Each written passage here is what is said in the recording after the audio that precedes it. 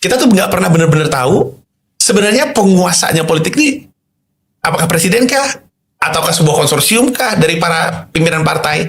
Adakah di antara pimpinan partai ini yang lebih abang-abangan di antara yang lain? Ini kan pertanyaan-pertanyaan besar gitu. Kalau Prabowo diturunkan, tapi kemudian konsorsium politiknya ini tidak kita sadari keberadaannya, jangan-jangan kita nggak akan mengubah keadaan gitu.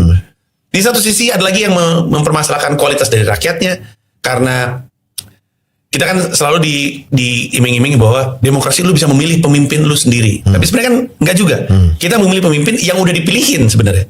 Ya kan, jadi kan? Ya itu kita sering bahas itu. Betul, konsorsium ini yang milih, ini ada, nah lu ambil yang ada di sini. Gitu. Jadi kita juga nggak punya keleluasan itu. Di saat yang bersamaan kita juga nggak bisa mengangkat seseorang dari level kita untuk ke atas. Gitu. Di situ juga bukti bahwa kita juga mungkin nggak ngerti cara politiknya bermain. Kita setiap kali ngeliat ada sosok yang bagus, kita sebut dia sebagai kuda putih. Kemudian ketika kuda putih ini jadi, kita pikir itu keberhasilan kita. Padahal ini adalah bagian dari kesediaan konsorsium ini. Ini sesuatu yang masih kita tidak pahami. Karena misterius. Masih misterius, masih tidak kita pahami, dan karena kita nggak pahami permainannya, gimana mau menang? Salah satu contoh sempurnanya adalah banyak orang kecewa sama rezim Prabowo, termasuk pemilih Prabowo sendiri. Nah, orang-orang yang nggak milih Prabowo dan kecewa sama Prabowo, ini punya kecenderungan aneh untuk tidak mau menerima orang-orang yang tadinya milih Prabowo, tapi mau gabung ke kita.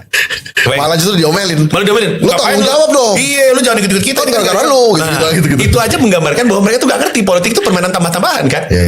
Nah, yang kayak gini-gini ini masih tidak dipahami. Kalau permainan tidak dipahami, gak bisa dimenangkan. Kita tidak bisa memenangkan permainan yang tidak kita pahami. Itu satu. Tapi pada saat yang bersamaan, dari sudut pandang optimisnya, kalau pertanyaan lu tadi, kenapa ya kok kita kayak gini sekarang? Menurut gua, kita kayak gini karena kita lagi mempermasalahkan hal-hal yang dulu tidak pernah kita permasalahkan. Kita justru kayak gini tuh ada di situasi yang sebenarnya ideal. Gue tau kelihatannya enggak, tapi ideal.